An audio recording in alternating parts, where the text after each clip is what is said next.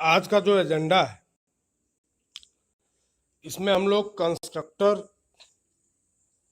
को इंट्रोड्यूस करेंगे और डिफ़ॉल्ट कंस्ट्रक्टर के ऊपर बात करेंगे। तो कंस्ट्रक्टर को हम लोग इंट्रोड्यूस करेंगे और डिफ़ॉल्ट कंस्ट्रक्टर को लेके हम लोगों की बातें होंगी, ठीक है।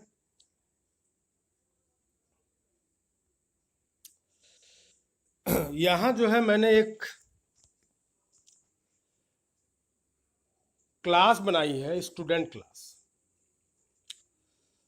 और स्टूडेंट क्लास में मैंने यहाँ दो इंस्टेंस वेरिएबल लिए हैं, ब्रांच और नेम। ये दोनों स्ट्रिंग टाइप के,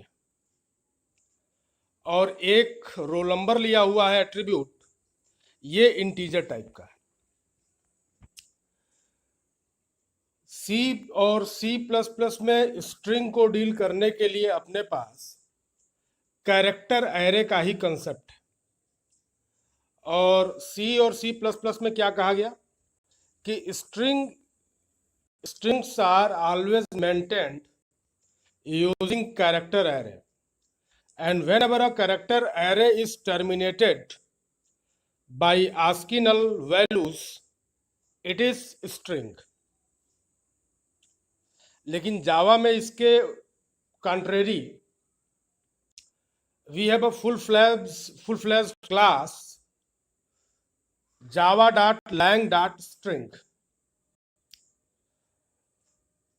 हम लोगों को ये पता है कि कैरेक्टर कॉन्स्टेंट्स जो हैं वो सिंगल कोट में लिखे जाते हैं और स्ट्रिंग कॉन्स्टेंट्स डबल कोट में लिखे जाते हैं। तो अब हम लोग अपने स्टूडेंट क्लास को अगर देखें तो अपने पास तीन एट्रीब्यूट्स, तीन इंस्टेंस वेरिएबल्स हैं। रोल नंबर जो कि इंटीजर टाइप का है, ब्रांच और नेम ये दोनों स्ट्रिंग टाइप के। अब हमने रोल नंबर, ब्रांच और नेम इनको लेके गेटर मेथड और सेटर मेथड जो है बनाया है। गेटर और सेटर को लेके हम लोग बात ऑलरेडी कर चुके हैं, फिर भी एक छोटी सी बात हम बोल दें कि जो गेटर मेथड्स होते हैं उनको हम लोग बोलते हैं एसेसर मेथड, और जो सेटर मेथड्स होते हैं उनको हम लोग बोलते हैं म्यूटेटर मेथड्स। तो तीन वेरिएबल्स हैं और इन तीनों वेरिएबल्स के लिए हम लोगों ने गेटर और सेटर मेथड बनाया है। इस तरीके से अगर देखा जाए तो स्टूडेंट नाम की जो क्लास है इसमें तीन एट्रीब्यूट और 6 मेथड्स आ गए, जिसमें से 3 सेटर्स हैं और 3 गेटर्स हैं। 3 सेटर मेथड्स हैं, 3 म्यूटेटर मेथड्स हैं, 3 गेटर मेथड्स हैं, मीन्स एसेसर मेथड्स। इस तरीके से अपनी स्टूडेंट वाली क्लास जो है तैयार है। अब हमने एक सेल क्लास बनाई है और सेल क्लास का नाम मैंने रखा है स्टूडेंट टेस्ट। और यहां पे जो है हमने स्टूडेंट क्लास का एक रेफरेंस वेरिएबल लिया है std, और इस रेफरेंस वेरिएबल std में हमने स्टूडेंट क्लास का एक ऑब्जेक्ट असाइन किया है। तो ये न्यू स्टूडेंट और ये स्मॉल ब्रैकेट्स के साथ जो दिख रहा है ये मैं उसको हाईलाइट कर दूं, मैं इसकी बात कर रहा हूं, ठीक है। तो ये जो है स्टूडेंट, ये बेसिकली कंस्ट्रक्टर है। हमने यहाँ पे एक ऑब्जेक्ट बनाया है स्टूडेंट क्लास का, और उस ऑब्जेक्ट के रेफरेंस को मैंने std जो रेफरेंस वेरिएबल है स्टूडेंट क्लास का उसमें हमने होल्ड किया है। और अब जो है हम तीनों सेटर मेथड्स जो है कॉल कर रहे हैं। पहला सेटर मेथड मैंने कॉल किया सेट नेम, और उसमें मैंने एक आर्गुमेंट पास किया है Rajiv. Rajiv is enclosed in double quote. हम लोग को पता है anything enclosed with in double quote is a string constant. Similarly set branch call हुआ है, ब्रांच का नाम हमने डाला है डबल कोट में CSE कंप्यूटर साइंस इंजीनियरिंग, और रोल नंबर मैंने कॉल किया है और सेट रोल नंबर, और मैंने यहाँ पे एक इंटीजर टाइप का आर्गुमेंट पास किया है 12। इस तरीके से हमारे ऑब्जेक्ट के पास जो 3 इंस्टेंस वेरिएबल थे, नेम, ब्रांच और रोल नंबर, इन तीनों की वैल्यूज हमने असाइन कर दी है। नेम की अब वैल्यू हो गई है राजीव, ब्रांच की वैल्यूज हो गई है CSE, और रोल नंबर की जो वैल्यू है वो है 12। नीचे मैंने 4 आउटपुट स्टेटमेंट्स मैंने दिए। पहला आउटपुट स्टेटमेंट क्या लिख रहा है? Printing detail. और किसका डिटेल हम लोग प्रिंट करा रहे हैं? तो जो अपने पास ऑब्जेक्ट है स्टूडेंट क्लास का, जिसके इंस्टेंस वेरिएबल्स को, जिनके एट्रीब्यूट्स को अभी हम लोगों ने सेट किया है, उसके डिटेल को हम लोग प्रिंट करा रहे हैं। तो जब मैंने लिखा std.getName, तो हमको नाम क्या मिलेगा? राजीव। फिर मैंने कॉल किया है std.getRollNumber, मुझे यहाँ से रोल नंबर मिल जाएगा, डेट इज 12। और std.getBranch, यहाँ से हम लोगों को क्या मिल जाएगा? ब्रांच की इंफॉर्मेशन। अब यहाँ पे ये ध्यान देना है कि ये जो तीनों गेटर मेथड्स हैं, उनको किसी भी ऑर्डर में कॉल किया जा सकता है। इसी कंटिन्यूएशन में हम ये भी बताना चाहेंगे कि ये जो सेटर मेथड्स हैं, सेट नेम, सेट ब्रांच और सेट रोल नंबर, ये किसी भी ऑर्डर में क्या किए जा सकते हैं? कॉल किए जा सकते हैं। ठीक है, तो यहां जो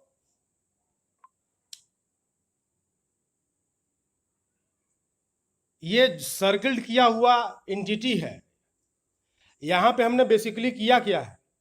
हमने स्टूडेंट क्लास का एक ऑब्जेक्ट बनाया। ऑब्जेक्ट को लेके मैंने एक बात बोली थी कि object is an encapsulation of attributes. ठीक है, तो इस ऑब्जेक्ट के लिए कितने मेमोरी की जरूरत होगी? It will be computed by the new operator. और ये बात भी मैंने पिछले वीडियोस में डिस्कस हमने किया है कि constructors are always used in conjunction with new keyword.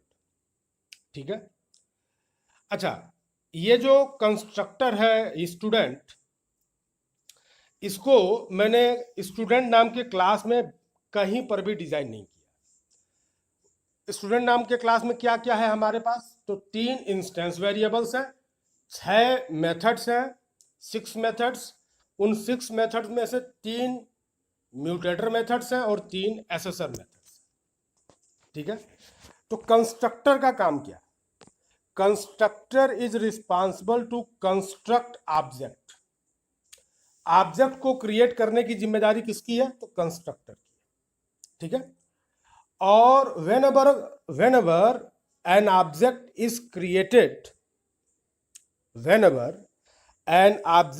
created, the instance variables are initialized.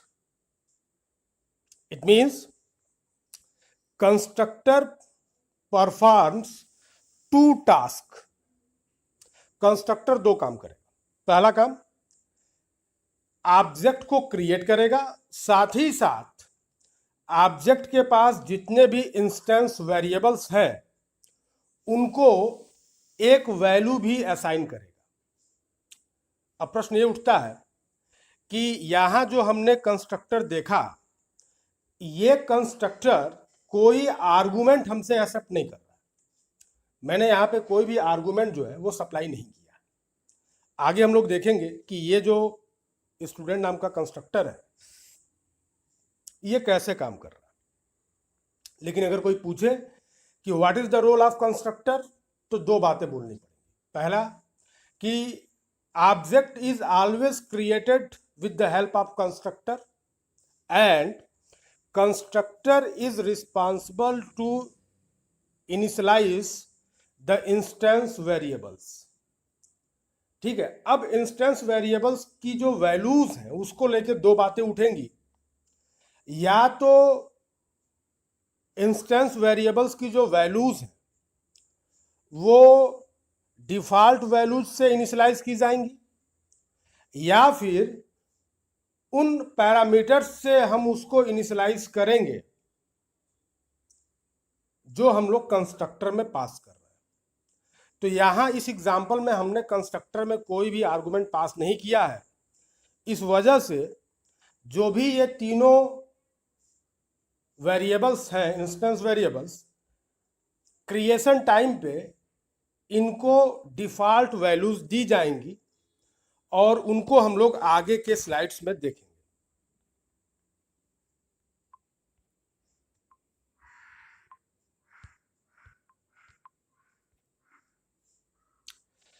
यहां पे हमने आउटपुट दिखाया, ठीक है। अब कंस्ट्रक्टर को जरा देखते हैं। तो पहली लाइन में मैंने बोला हुआ है कि constructor is responsible to instantiate a class. Class का ऑब्जेक्ट अगर बनाना है तो we have to use constructor. दूसरी बात मैंने कंस्ट्रक्टर के बारे में क्या बताई है कि constructors are not methods, hence it has no return type even void. Constructors methods नहीं है, इसलिए उसका कोई रिटर्न टाइप नहीं होगा। तीसरी बात, name of constructor is same as the name of class. Class का नाम स्टूडेंट है, कंस्ट्रक्टर का नाम स्टूडेंट होगा। क्लास का नाम इंप्लाई है, कंस्ट्रक्टर का नाम इंप्लाई होगा, ठीक है। और चौथी बात मैंने यहां पे क्या बताई है कि constructor is always used with new keyword. पिछले स्लाइड में इसको लेके हम लोगों ने बातें की है। अब हम लोग अगर कंस्ट्रक्टर को देखें तो we can categorise constructors in 3 different ways, 3 तरीके से। यहां पे मैं एक चीज क्लियर कर दूं कि इतना ब्रॉड कैटेगराइजेशन किसी लिटरेचर में हुआ नहीं। पहला है बाय प्रोवाइडर, कौन कंस्ट्रक्टर प्रोवाइड कर रहा है। दूसरा बाय आर्गुमेंट्स, और तीसरा बाय एसएस मॉडिफायर्स। अमूमन जो भी लिटरेचर में कैटेगराइजेशन हमको मिलता है वो on the basis of argument मिलता है, ठीक है। तो 3 तरीके से कंस्ट्रक्टर हमको कैटेगराइज हम लोग कर सकते हैं। पहला बाय प्रोवाइडर, कौन प्रोवाइड कर रहा। दूसरा on the basis of the arguments, और तीसरा एसएस मॉडिफायर्स के बेसिस पे भी हम लोग ये काम कर सकते हैं। अब आते हैं कंस्ट्रक्टर बाय प्रोवाइडर। तो हमने जो स्टूडेंट नाम की क्लास ली थी और जिस लाइन को मैंने रेड कलर से हाईलाइट किया था उसी चीज को मैं इस स्लाइड पे दिखा रहा हूं, ठीक है। तो ये जो स्टूडेंट है जहां से ये एरो डिराइव हुआ है, ओरिजिनेट हुआ है, तो ये क्या है, this is the constructor of student class. हम लोगों को पता है कि भाई नेम ऑफ क्लास और name of constructor should be same, तो ये दोनों सेम दिख रहा है। दूसरी बात, it is not receiving any argument, ये बात पहले डिस्कस हुई। अगली बात, it is provided by Java compiler at compilation time. जब हम अपने स्टूडेंट क्लास को कंपाइल करेंगे तो जावा कंपाइलर जो है हमको ये कंस्ट्रक्टर जो है प्रोवाइड किया। आगे, when programmer does not supply any constructor in a class then and only then Java C provides a default constructor. यानी क्लास को बनाने वाला जो डेवलपर है अगर अपनी क्लास में वो किसी भी कंस्ट्रक्टर को स्पेसिफाई करके प्रोवाइड नहीं करता है तो सिर्फ और सिर्फ इस केस में, जब हमारे क्लास में कोई भी कंस्ट्रक्टर उपलब्ध नहीं है, तब और केवल तब हमारा जावा कंपाइलर अपनी ओर से एक कंस्ट्रक्टर प्रोवाइड करेगा। आगे, STD is the reference variable of student class, ये बात ऑलरेडी डिस्कस हो चुकी है। और अगली बात, STD can point two any objects of class student. यानी ये जो रेफरेंस वेरिएबल है स्टूडेंट क्लास का, इस रेफरेंस वेरिएबल में हम लोग स्टूडेंट क्लास के चाहे जो भी और जितने भी ऑब्जेक्ट बनाए उनके रेफरेंसेस को हम लोग यहाँ पे स्टोर कर सकते हैं, ठीक है। तो यहाँ अभी बात किसकी हो रही है, कंस्ट्रक्टर, और कौन सा कंस्ट्रक्टर, तो बाय प्रोवाइडर जो पहला कैटेगराइजेशन था उसके अकॉर्डिंग। तो यहाँ पे हम लोगों ने क्या देखा कि जावा कंपाइलर जो है, Java compiler is providing constructor कब, जब क्लास जो हम कंपाइल कराने जा रहे हैं उसमें डेवलपर ने कोई कंस्ट्रक्टर एक्सप्लिसिटली प्रोवाइड नहीं किया है, लिख के नहीं दिया है। और अगर डेवलपर ने कोई कंस्ट्रक्टर प्रोवाइड किया है तो उस केस में जावा कंपाइलर कभी भी अपनी ओर से कोई कंस्ट्रक्टर प्रोवाइड नहीं करेगा। अब यहां जो है हमने जावा पी जो एक यूटिलिटी है जिसको लेके हम लोगों ने पीछे भी डिस्कस किया है, इसका इस्तेमाल मैं करके स्टूडेंट डॉट क्लास को मैं यूज कर रहा हूं और कुछ इंफॉर्मेशन को मैं डिराइव कर रहा हूं, निकाल रहा हूं। तो ये जो व्हाइट कलर से दिखा ये क्या है, तो पब्लिक स्टूडेंट, पब्लिक स्टूडेंट, ठीक है, ये कंस्ट्रक्टर है, ठीक है। और ये कंस्ट्रक्टर कौन दिया है, जब हम प्रोग्राम को कंपाइल करने गए थे, ठीक है। ध्यान ये देना है कि स्टूडेंट का जो एसएस मॉडिफायर है वो पब्लिक है। क्यों? क्योंकि जो क्लास हमने स्टूडेंट बनाई थी उसमें हमने क्या लिखा था, पब्लिक क्लास स्टूडेंट, ठीक है। तो जिस एसएस मॉडिफायर का इस्तेमाल करके हम लोग क्लास डिफाइन करेंगे वही एसएस मॉडिफायर यूज होगा उस कंस्ट्रक्टर के साथ भी जिस कंस्ट्रक्टर को जावा सी प्रोवाइड करेगा। और बाकी जो है वो 6 मेथड्स हम लोगों को दिख रहे हैं जिसमें से 3 गेटर्स हैं और 3 सेटर्स हैं, ठीक है। तो यहाँ पे ये बात एकदम से क्लियर हो जा रही है कि डिफॉल्ट कंस्ट्रक्टर को बेसिकली कौन प्रोवाइड कर रहा है, तो जावा कंपाइलर प्रोवाइड कर रहा है। कब? जब हमारे क्लास में कोई भी कंस्ट्रक्टर अलग से नहीं दिया गया है। अब इसको डिफॉल्ट कंस्ट्रक्टर मैंने बोल दिया। नाउ क्वेश्चन अराइजेस कि व्हाट इज द रीजन कि हम इसको डिफॉल्ट कंस्ट्रक्टर बोल रहे हैं। तो रीजन नीचे एकदम से क्लियरली लिखा गया है, the default constructor provided by the Java C initializes the instance variables by their default values, ठीक है। क्योंकि हमारा कंस्ट्रक्टर जो है वो कोई आर्गुमेंट नहीं ले रहा है, तो ऑब्जेक्ट के पास जो भी इंस्टेंस वेरिएबल्स होंगे उनको डिफॉल्ट वैल्यूज के साथ इनिशियलाइज कर दिया जाएगा, ठीक है। यही रीजन है कि इसको डिफॉल्ट कंस्ट्रक्टर कहा जाता है। अब जो है हम स्टूडेंट वाली क्लास को जो है फिर से हम यहां पे कंसीडर कर रहे हैं, ठीक है। वही क्लास जो हम लोगों ने सबसे पहले देखी थी। और अब जो है स्टूडेंट टेस्ट में मैंने एक काम किया है, मैंने यहां पे कोई सेटर मेथड कॉल नहीं किया। इसके पहले स्टूडेंट टेस्ट में जो है सेटर मेथड कॉल हुआ था तो वैल्यू सेट हुई थी। अभी हमने केवल ऑब्जेक्ट क्रिएट किया है और अब जो ऑब्जेक्ट क्रिएट हुआ है उस क्रिएटेड ऑब्जेक्ट के पास जो इंस्टेंस वेरिएबल्स हैं उनकी वैल्यूज को मैं एसेस कर रहा हूं, ठीक है। मैंने गेटर मेथड यहां पे कॉल किया है, get name, get roll number और गेट ब्रांच। आगे देखते हैं आउटपुट क्या होगा, ठीक है। तो आउटपुट ऑफ स्टूडेंट क्लास, ध्यान दीजिए, नेम क्या हो गया, नल, ठीक है। क्योंकि स्ट्रिंग क्लास का रेफरेंस वेरिएबल कौन सा है, नेम। और इसके पहले जो हम लोगों ने देखा था डिफॉल्ट वैल्यूज का कंसेप्ट, उसमें रेफरेंस वेरिएबल की बाय डिफॉल्ट वैल्यू क्या थी, नल। रोल नंबर की वैल्यू क्या है, 0। क्यों? क्योंकि रोल नंबर का डेटा टाइप क्या है, इंट। और इंटीजर के लिए डिफॉल्ट वैल्यू हम लोग देख चुके हैं, इट इज 0। और ब्रांच भी हमारा क्या है, स्ट्रिंग।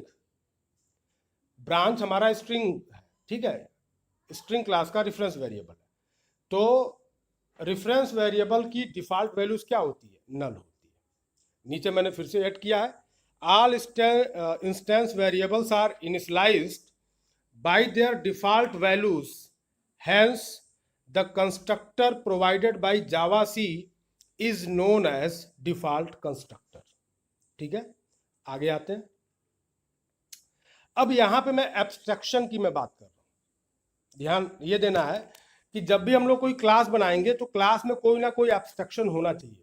बिना एब्स्ट्रैक्शन के कभी कोई क्लास नहीं बनेगी। ठीक है, तो एब्स्ट्रैक्शन दो तरीके के होते हैं, डेटा एब्स्ट्रैक्शन और मेथड एब्स्ट्रैक्शन। मेथड एब्स्ट्रैक्शन को बिहेवियर एब्स्ट्रैक्शन भी कहते हैं। डेटा एब्स्ट्रैक्शन किसकी वजह से होता है? तो इंस्टेंस वेरिएबल्स की वजह से होता है। और बिहेवियर एब्स्ट्रैक्शन किसकी वजह से होता है? तो मेथड्स की वजह से होता है। स्टूडेंट नाम की जो क्लास है उसमें कितने इंस्टेंस वेरिएबल्स हैं? 3। तो डेटा एब्स्ट्रैक्शन की वैल्यू हो गई 3। और कितने मेथड हैं? तो 3 गेटर है और 3 सेटर है। इस वजह से बिहेवियर एब्स्ट्रैक्शन कितना हो गया? 6। ठीक है,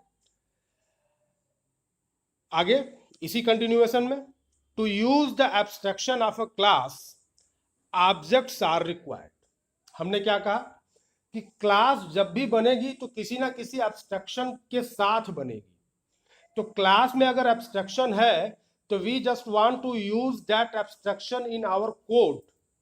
नाउ क्वेश्चन अराइजेस कि किस तरीके से हम उस एब्स्ट्रैक्शन को यूज कर पाएंगे। तो जवाब क्या है? तो जवाब यह है कि we have to create object of that class. और इसी कंटिन्यूएशन में एक बहुत शानदार लाइन जो है यहां पे जो दिख रही है वो क्या है कि whenever a class is instantiated object represents same abstraction as class represents. ठीक है, जब भी क्लास का ऑब्जेक्ट बनेगा तो ऑब्जेक्ट वही एब्स्ट्रैक्शन रिप्रेजेंट करेगा जो एब्स्ट्रैक्शन रिप्रेजेंट कर रही है हमारी क्लास। इसके पहले हम लोगों ने लेक्चर में इस बात को देखा था कि चिंपैंजी जो है वो हंस सकता है लेकिन डंकी जो है वो नहीं हंसेगा, गधा नहीं हंसेगा। क्यों? क्योंकि गधा जिस क्लास का है उसमें हंसने वाला कोई मेथड नहीं है। ठीक है, इसलिए यहां पे लाइन लिखी गई है कि whenever a class is instantiated object represent same abstraction as class represents. अब जो ऑब्जेक्ट क्रिएट किए जा रहे हैं ये मेमोरी में रखे कहाँ जाएंगे? तो objects are always placed in heap. JVM का स्ट्रक्चर याद है, डिस्कस हुआ था, तो वहां पे हीप था। तो हीप में हम लोग ऑब्जेक्ट को स्टोर करते हैं। अच्छा, एक चीज और, ये बात कई बार डिस्कस भी हुई है कि जावा में जो भी ऑब्जेक्ट्स हैं उनके नाम नहीं है। ठीक है, और हमने एक बात और कहा कि object is an encapsulation of attributes. तो यहाँ पे जो ये डायग्राम मैं दिखा रहा हूँ ये स्टूडेंट क्लास के ऑब्जेक्ट को लेके मैंने यहाँ पे ये डायग्राम बनाया है। तो इस ऑब्जेक्ट के पास कितने एट्रीब्यूट होंगे? तो 3 एट्रीब्यूट होंगे, रोल नंबर, ब्रांच और नेम। और अगर मुझे इस ऑब्जेक्ट को एसेस करना है तो इसका एड्रेस मेरे पास होना चाहिए, और वो एड्रेस मैंने किस में असाइन किया था? तो एसटीडी में। तो व्हाट इज एसटीडी? तो STD is the reference variable of class student. ठीक है, यानी स्टूडेंट के इस ऑब्जेक्ट को एसटीडी नाम का रेफरेंस वेरिएबल पॉइंट आउट कर रहा है।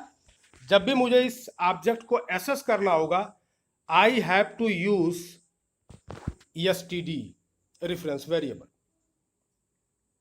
ठीक है, अब यहां पे जो व्यू बताया गया है, दिखाया गया है, फिगर दिखाया जा रहा है, उसमें क्या है? तो हमने ऑब्जेक्ट क्रिएट किया, the object of student class is created, और जिस कंस्ट्रक्टर का इस्तेमाल हो रहा है उसको जावा कंपाइलर ने प्रोवाइड किया है, डिफॉल्ट कंस्ट्रक्टर है। इसलिए इस ऑब्जेक्ट के पास जितने भी रेफरेंस वेरिएबल्स होंगे उन सबकी वैल्यूज डिफॉल्ट वैल्यूज से इनिशियलाइज की जाएगी। तो रोल नंबर को कौन सी वैल्यू दी गई है? 0। ब्रांच और नेम ये दोनों स्ट्रिंग क्लास के रेफरेंस वेरिएबल है, इसलिए इनकी बाय डिफॉल्ट वैल्यू क्या होती है? नल होती है। ठीक है, तो इस समय हमारे ऑब्जेक्ट का जो स्टेट है वो कुछ ऐसा है जहां पे roll number is 0, branch is null and name is also null. और ये तब का स्टेट है जब ऑब्जेक्ट क्रिएट हुआ है। अब हमने क्या किया कि ऑब्जेक्ट के स्टेट को चेंज किया।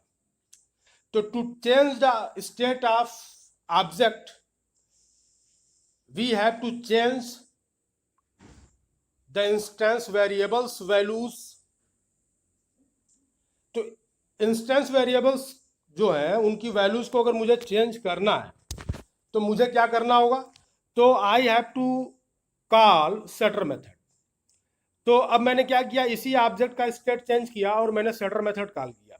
सेट नेम, नाम दे दिया Rajiv, set branch CSE, set roll number 12।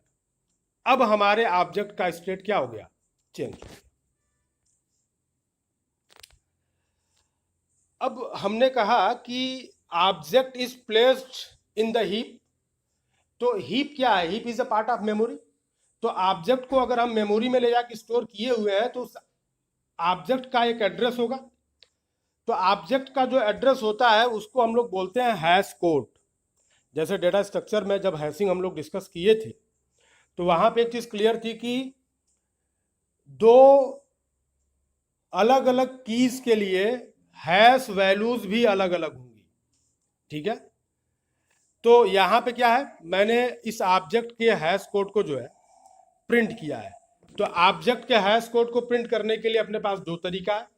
ठीक है, पहला तरीका क्या है कि एसटीडी को सिंपली जो है पास कर दिया जाए, कहां पे, सिंपली पास कर दिया जाए system.out.println मेथड में।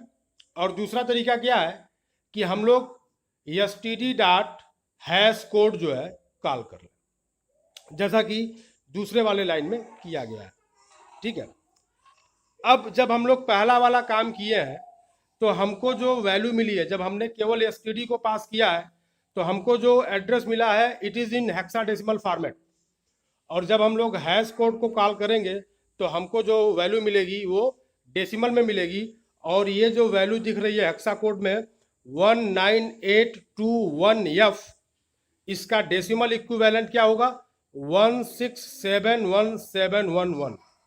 ठीक है, जितनी बार भी हम लोग प्रोग्राम को कंपाइल कराएंगे, जितनी बार भी हम इसको रन कराएंगे, उतनी बार हमको अलग अलग हैश कोड मिलेगा। ठीक है, अब हम लोग आते हैं अपने आखिरी स्लाइड की तरफ, जो कंक्लूड यहाँ पे हम लोग करेंगे कि यहाँ पे हम लोगों ने आज की सेशन में क्या देखा। तो आज के सेशन में हम लोगों ने देखा कि डिफ़ॉल्ट कंस्ट्रक्टर कैसे काम करता है, हैश कोड हम लोग कैसे एसेस करेंगे।